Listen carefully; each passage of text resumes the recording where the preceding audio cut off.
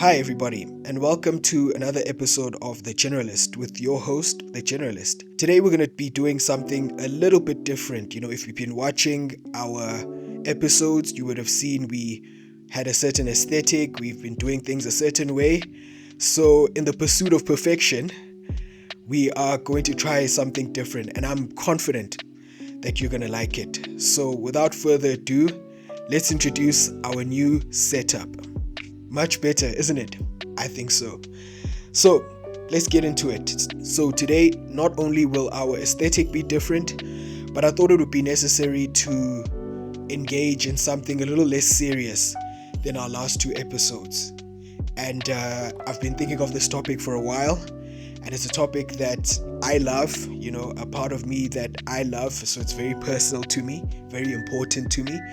And something that a few of you might not enjoy, a few of you might not like, but it's my channel and I get to do what I want on my channel. But on a serious note, that's not serious. Today I want to talk about Batman. Specifically, we are going to be talking about the DCU's live action rendering of the character. I thought it was something important because one, there is a general knowledge element to it, and two, there's been a lot of information that's been filtering out onto social media platforms about the direction that Warner Bros. Is going to be taking the character. So, what's going to be different? The first thing will be, the overall look and feel of the movie. I'm sure you've seen the Superman movies. I'm sure you know by now that James Gunn is in charge of the DC universe and the direction that the shared universe of movies will be going in from now on. And I think we can all agree that the Superman movie was a success. So we'll get that one out of the way.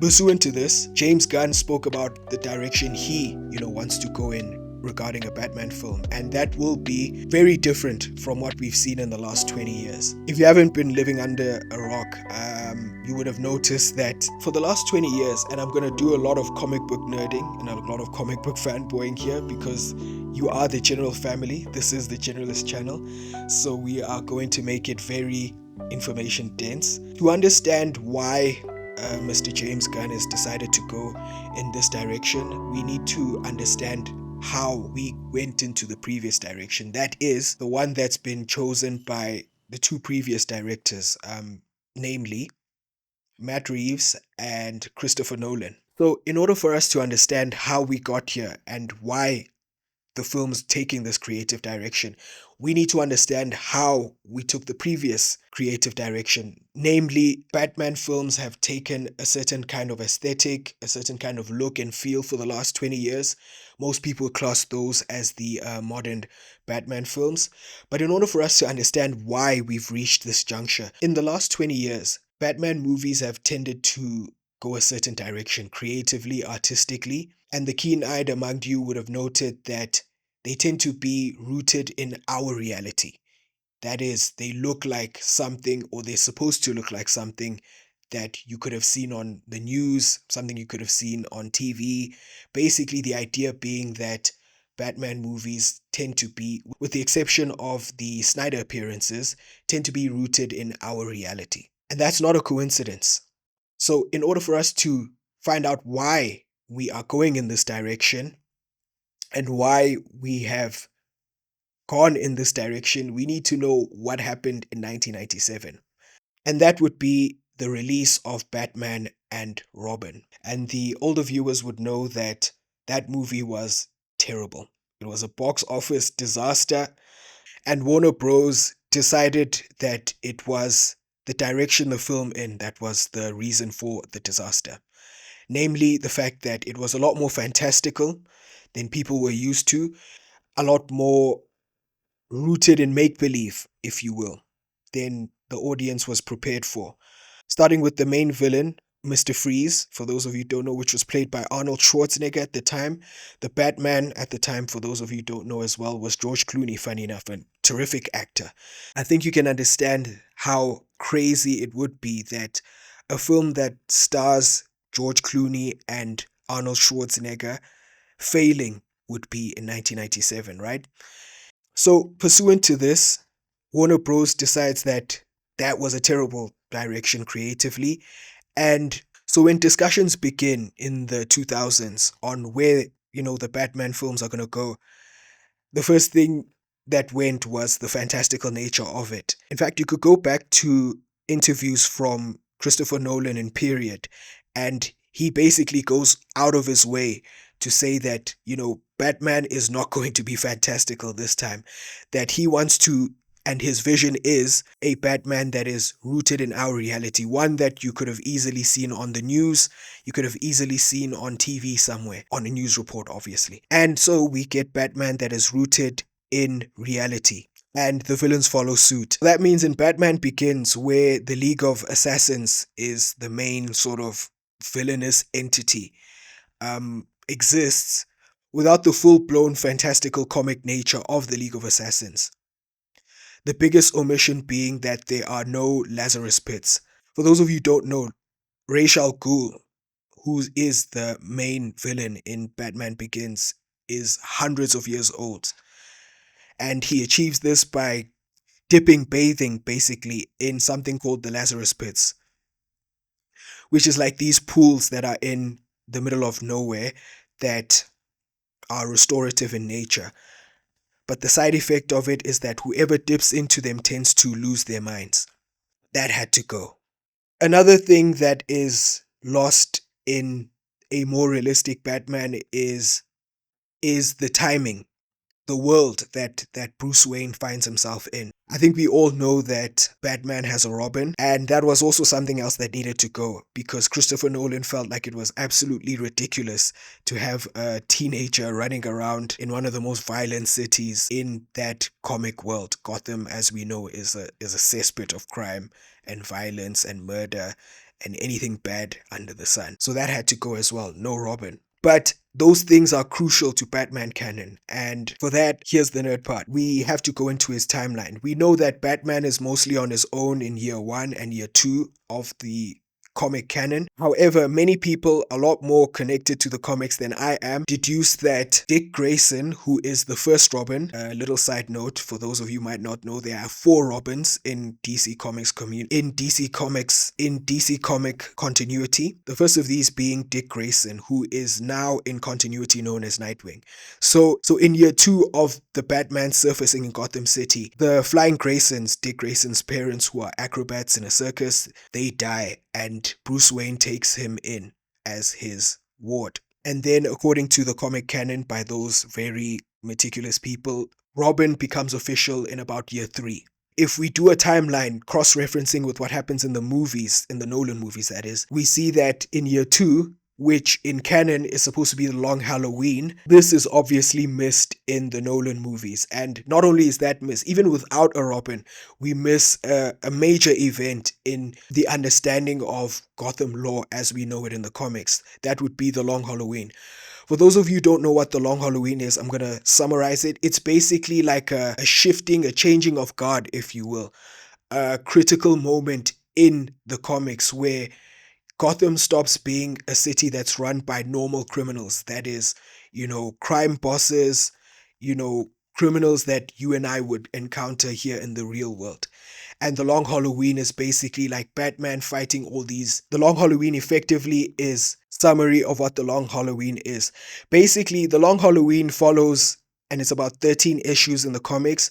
It follows a much younger, early Batman with Harvey Dent, who is not Two-Face at this point yet, and Captain Gordon. Notice I said Captain, not Commissioner, because he doesn't become Commissioner Gordon until year 3 or 4 of Batman's canon, basically after the Long Halloween. And while the main story effectively follows a much younger Batman, Captain Gordon, and the then District Attorney Harvey Dent in their chase to find a killer known as Holiday, basically a serial killer that kills people on holidays, it has a much bigger effect on showing Gotham's transition from a regular city run by organized crime syndicates and the usual like to a loony city that is ruled by the likes of the Joker, the Riddler, Scarecrow, and so on. But now we don't get that. We don't get the Long Halloween as well in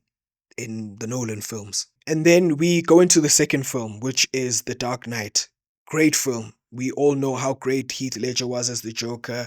We know how great the film was. But again, even in its greatness, it has its fundamental flaws that deviate from what is canon in the comics. Namely, that we go straight into the Joker, whereas in the comics, obviously it happens later on, but we have an understanding from the comics that Gotham undergoes a transition in year 2 of Batman's existence as the Batman. Namely, that it goes from a city that is ruled by criminals, crime syndicates, people that you would assumed to be criminals in the real world, to what we have now in Gotham, which is crazies, people like the Joker, people like the Riddler, Scarecrow, Mr. Freeze, Clayface, and so on. And that's explored in the comics through a series of comic books. It's about 13 issues called The Long Halloween. The actual story follows a young Batman, District Attorney Harvey Dent, and then Captain Gordon. Notice I said Captain because he's not the commissioner yet, as they follow a serial killer who kills people on holidays. And during this, the comic then explores the much bigger, thing, the shift that's happening from normal to definitely not normal. And even though, like I said earlier, The Dark Knight does capture the Joker, it means the best Joker we've seen on screen to date, it doesn't quite, there was a missed opportunity, if you will, to explore the shift from regular criminals to crazy criminals. And then we get to The Dark Knight Rises, which is the third film. This one is mixed critically, and I think I know why, and I think a lot of us comic book fans know why as well. Because it felt rushed, and it was rushed, because in order for you to understand why Bane is the person that he is, why the events happen the way they are, you need to understand what the canon was at the time. So for those of you who don't know, a bit more nerding out here, and comics at the time in the early 90s when Nightfall comes out were very dark, were very grungy,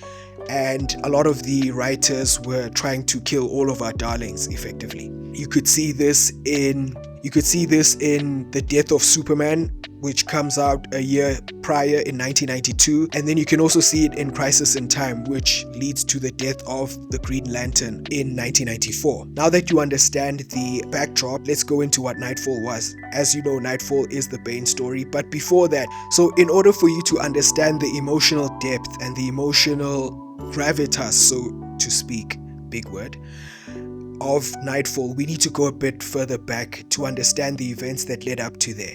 As we know, the death of Superman happens a year prior. We know that Superman and Batman are close, so that affects him.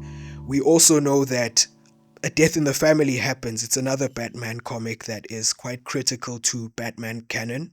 Death in the Family is a well-known Batman comic amongst fans that comes out in 1988, about 5 years before Nightfall comes out. And it basically deals with the Joker killing one of the Robins. Remember I said there's 4 of them. So at this point, the first Robin grows up and he goes and becomes another superhero named Nightwing, who we'll probably see in the movies. So now we're dealing with the second Robin, who is Jason Todd. After Dick Grayson leaves the Batman to become Nightwing, Batman is alone. He goes out crime fighting one day and he comes back to the Batmobile's wheels stolen. He traces them back to a 14-year-old kid who had stolen them, known as Jason Todd, and obviously sympathetic, he takes him under his wing. Jason Todd is brash, he's aggressive, he's not the bright light that Dick Grayson is. Not my words. Dick Grayson is supposedly the light Robin, the happy Robin, and that's reflected even when he becomes Nightwing. For those of you who might not know, he's sort of like the moral compass of the DC universe in the comics. Jason Todd dies after going after the Joker in Africa somewhere, funny enough. This affects the Batman greatly. Add to that the death of Superman, and in the immediate events of Nightfall, another failure, namely his failure to stop a villain named the Black Mask, wears him out. So we see that at this point Batman is worn out, he's tired, he's experiencing a sort of a crisis in his own life. And then Bane is released from Santa Prisca, which is that funny island that we see in the movies, and he's introduced in another comic earlier. I won't go nerdy on you, but he's introduced in another comic prior, and basically his goal is to take the crown from Batman. He wants to become Gotham's king, so to speak. And we obviously know that in spite of his tragedy, 40s and he is worn out. He's still, the Batman, and he's still fighting crime. So you notice how there's so many events that need to happen. And even before, a death in the family, in order for us to understand why Jason Todd went after the Joker the way he did, we need to go a bit further back to another event in the comics where the Joker again shoots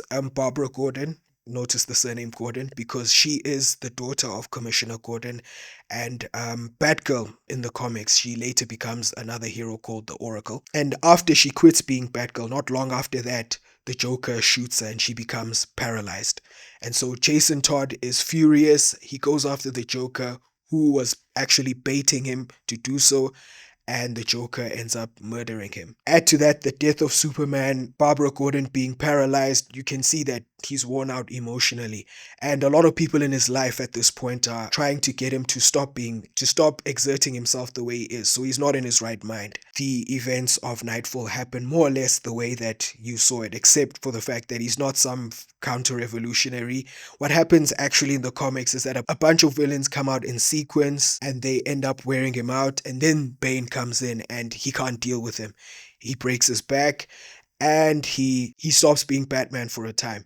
There's another hero, funny enough, who he is training at this point in time. His name is Azrael, who's a lot more brutal and who's a lot less averse to murdering people, and he actually becomes the Batman at this point in 1994. But what happens is that it's a disaster. He's too violent, and through this violence he loses the trust of the public and the police in general. But mercifully, Bruce Wayne recovers, he takes back the mantle, and he disappears again. And through this, funny enough, is the first time we get Dick Grayson, who was Nightwing, who was Robin initially, becoming Batman while he's away.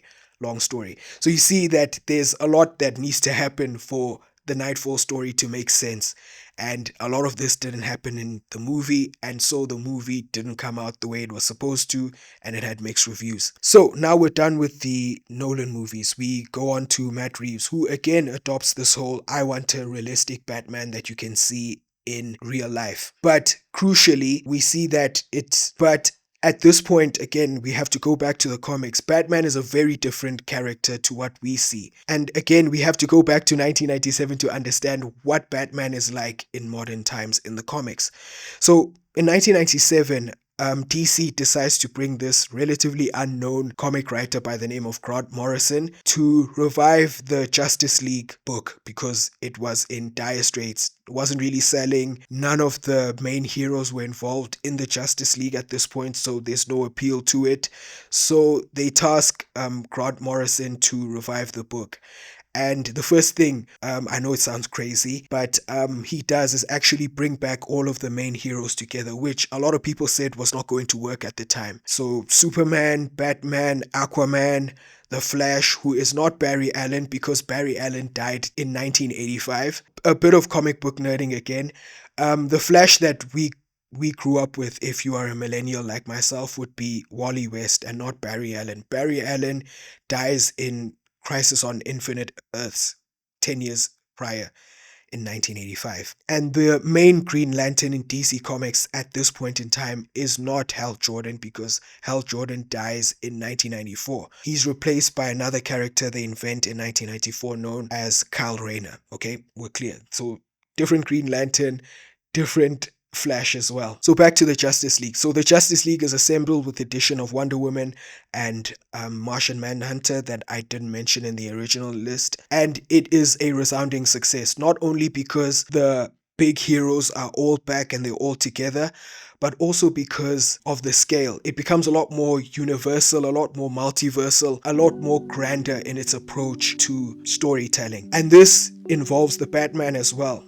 And we start to see Batman transition from the detective who's very street level, who's very, on the ground in Gotham, to a Batman that becomes almost demigod-like. In order for him to fit into this world of superheroes and aliens and so on and so forth that Grant Morrison leans into, Batman sort of becomes like a demigod, not necessarily because he has powers, but because his mind becomes the superpower. And this trend continues. For example, you can read a JLA comic series from the year 2000 known as Tower of Babel, which effectively shows how dangerous the Batman would be if he wasn't a good guy. Briefly, the Tower of Babel basically involves Ra's al Ghul distracting the Batman by digging up his parents' skeleton, by digging out Thomas and Martha Wayne's corpses from the back of the Wayne Manor and hiding them somewhere halfway across the world so Batman is distracted, and then sneaking into the Batcave and effectively taking all of Batman's contingency plans on how to defeat the Justice League. And the Tower of Babel effectively sets up a 5-year sort of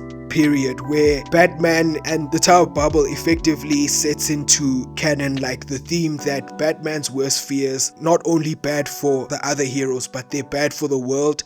And much later on we find out that they're bad for the universe as well. Like, for example, in Infinite Crisis, now not Crisis on Infinite Earths, which are two separate events that happen 20 years apart, we see that Batman, after being betrayed by the other heroes in the Justice League, effectively they altered his memories. Sometime earlier on, we find out a year prior to the events of Infinite Crisis, becomes so paranoid that he comes up with like an AI supercomputer known as Brother Mark 1, I think, which later names itself Brother Eye. Brother Eye is basically a supercomputer that allows him to spy on any hero at any time and any point without them knowing. You can imagine how disastrous this is. Then the events of the Infinite Crisis happen, which is a multiversal event. Brother Eye becomes rogue during the events of Infinite Crisis and effectively creates a nanovirus known as OMAC. And OMAC basically takes over your body, turns you into a robot with superpowers that's specifically targeted at destroying other individuals with superpowers. And you can imagine that while there's a multiversal event happening, there's all these robots running around Earth trying to destroy all the heroes who would be well equipped to stop it. And it's another running theme that basically runs through the entirety of modern 21st century DC canon. Very different from what we see in the Nolan and Reeves films that we've seen recently. In fact, I think if you ask most comic book fans, the closest thing we've ever gotten to a comic accurate Batman is Ben Affleck. Funny enough, the Batflick era was probably the closest thing we ever got, and we barely got that. So when James Gunn said that he was going to go the more fantastical route, a lot of comic book fans were happy because ultimately it meant that Batman will be a lot truer to what we know him to be in the comics. You know, like I was reading a recent edition, I forgot when it was, but effectively he was able to jump out of a destroyed Justice League tower, which as you know is in space, and land on Earth. Goes tumbling down onto Earth and basically lands unharmed because of the angle that he dropped down onto the Earth, the Batcave slowing down his fall, and an oxygen mask that's equipped onto his cowl. Very fantastical, in other words. So now that we've gotten that long and meandering explanation out of the way, I wanted to get into what I was actually going to talk about, is how old do we think he is in the DCU, knowing what we know and knowing what we have. And yes, I am aware that James Gunn recently came out and said that there will be changes to what was originally announced. We don't know what those are. For those of you who don't know, there is a Batman movie coming out that will be a part of the main DCU, so Robert Pattinson will not be the main continuity. They'll exist in separate continuities, and there'll be somebody else cast. And initially the idea was to adopt the Brave and Bold storyline. So for those of you asking what's going to happen to Robert Pattinson and that series, basically they will both exist and they will both continue. There is actually a movie in the Reeves universe, so that's still coming out. But James Gunn also wanted a Batman in his continuity. I think because we all know Batman sells like nothing else sells, but I digress. Back to the DCU Batman. So, like I said, James Gunn said that there will be a Batman movie. In fact, for those of you who also don't know, that there's already going to be a Clayface movie. Clayface is one of Batman's villains. There will be a DCU Clayface movie that's already being shot in Liverpool, and it will be coming out sometime next year, so we're definitely getting a Batman. The title will be The Brave and the Bold, which is based on a comic book series that came out, I think, sometime between 2007 and 2010, and it follows the story of Batman discovering that he's a dad. We know that he adopted children. Two of the Robins are adopted, the first three Robins. We know that he's adopted children before. Two of the first three Robins are adopted, namely Dick Grayson and Jason Todd. For those of you who don't know, the third Robin, who is Tim Drake, his parents are actually alive, and he's probably the closest to Bruce Wayne in terms of background. He's the closest to Bruce Wayne in terms of background. Tim Drake comes from a wealthy family as well. And he actually has an interesting backstory, because after Jason Todd dies and a few years later, he is one of the few people to figure out who Batman's secret identity is. And he figured it out through his own detective work. So again, a bit of comic book trivia here is that all the four Robins have very different personas. Like I said at the beginning, Dick Grayson was the acrobat, but he's also like the bright light of the DC universe. Jason Todd is the aggressive one, the delinquent, so to speak. Tim Drake is probably the closest we have to Batman in terms of persona, because he's the detective and he figures out who, like I said earlier, who Batman is, and he actually goes to Wayne Manor and says, "Hey Bruce Wayne, I know who you truly are, and I want to be your Robin, because I know that you don't look the same effectively since I stopped seeing you with the last Robin." And eventually, after much convincing from Alfred, I think, if I remember correctly, and Tim Drake's own attempts to convince him, Bruce Wayne finally agrees to train him, and we get our third Robin. And Tim Drake is effectively the Robin we as millennials grew up with, and he's probably the Robin you would have seen in the cartoons as well. And then we get to the fourth Robin, the Robin that will be the Robin if the plans are still the same, in Batman the Brave and the Bold, which basically follows, like I said earlier on, Batman becoming a dad to the fourth Robin, who is his actual biological child, and that is Damian Wayne. Damian Wayne is the son of Batman, but his mother, interestingly enough, is Talia al Ghul. Notice the surname. Talia al Ghul is one of Ra's al Ghul's daughters. You would have seen her butchered and totally gotten wrong in The Dark Knight Rises, and she's a very different character to what we saw on the big screen, and she is his baby mama, and she basically in this story dumps him off at the Wayne Manor, and now he has to raise him as his own son. But obviously we know that he's been trained to be an assassin his whole life, a 10-year-old, imagine that at this point, and that's what the story should be. Evidently, we have a lot that's happened for us to get to the Brave and the Bold. One,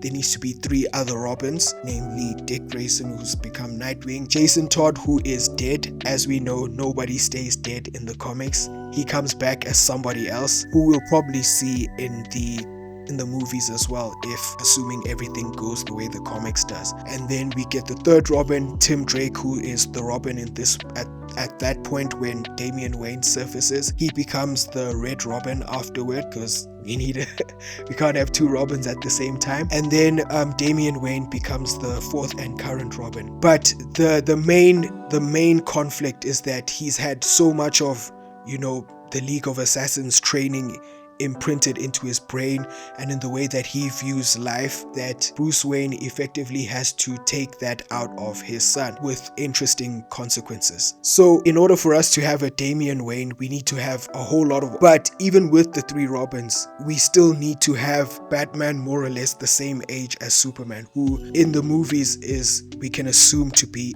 either in his late 20s or early 30s, because in the comics we know that Batman and Superman are very close in age, and James Gunn confirmed that they are more or less a few years apart in age as well.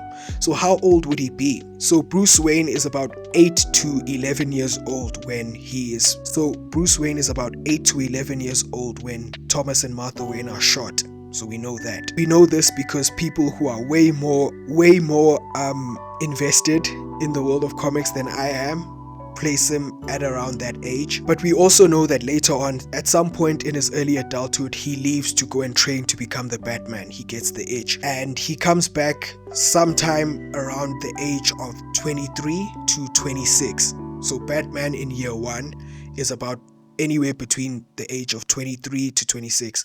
We could put it back about 22 to 26. And so in this period, just before he leaves, in this period, he trains with a variety of people. In the Batman Begins movie, we only see the League of Assassins, but we know that in the comics, he trains with multiple people, including another hero called Zatanna. And at this point, he's also warned off using magic. He dabbles in magic, but something happens and he decides to go without it while he's being trained by Zatanna and her father. And he also trains with other people as well. It culminates with him training with the League of Assassins, as we know.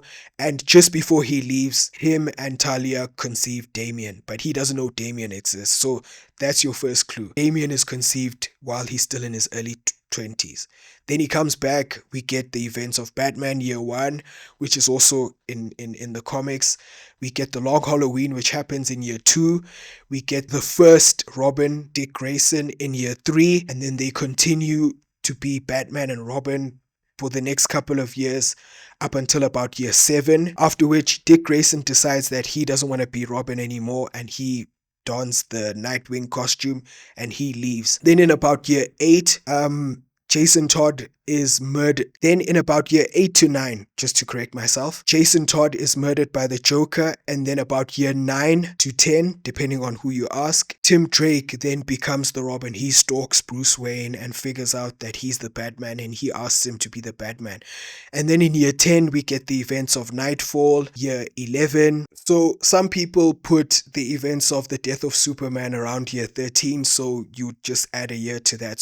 So Nightfall would happen sometime after that. So basically somewhere around between years 10 to 14, the events of Nightfall, death of Superman, and so on happen. So we would put Damian Wayne somewhere around years 14 to 15, meaning we could accurately place Bruce Wayne to be somewhere around 35 by the time his son comes around, because Damian is about anywhere between 10 and 13, depending on who you ask at this point. Before we go, the actual question I wanted to answer by doing this entire exercise: how old is the DCU Batman going to be? We know he won't be old because one, James Gunn said he wouldn't be old, but two, he needs to be more or less the same age as Superman. We know Superman to be, guesstimate, somewhere around 27 to 31. And we also know that Batman becomes the Batman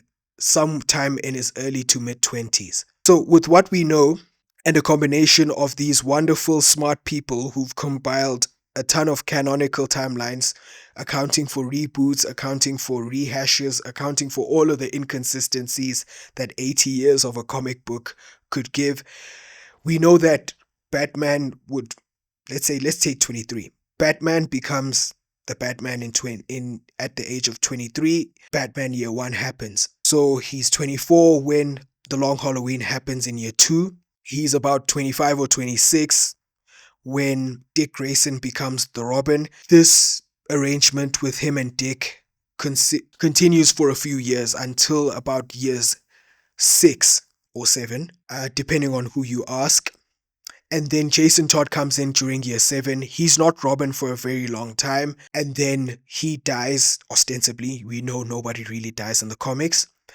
And he's replaced by Tim Drake a year later in about Year 8 or 9. So if he was 23 in Year 1, he's about 32 when Tim Drake, the third Robin, comes in. So the events of Nightfall happen in his early 30s, anywhere between 33 and 34.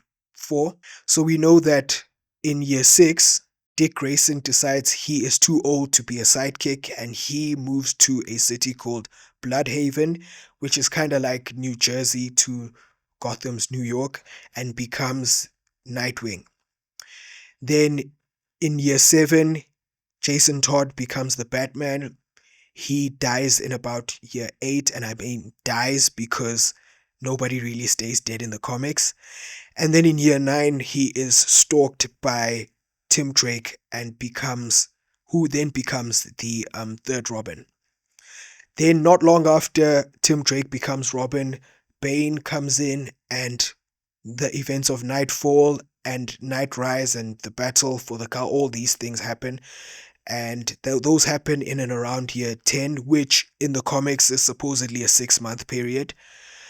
So it's somewhere between year 9 and year 10. And then not long after that, we get the events of Infinite Crisis, after which not long after that, we get introduced to Damian Wayne, who comes in The Brave and the Bold, which happens just after the Infinite Crisis. And so we can safely put, after all of that comic book nerding and meandering and talking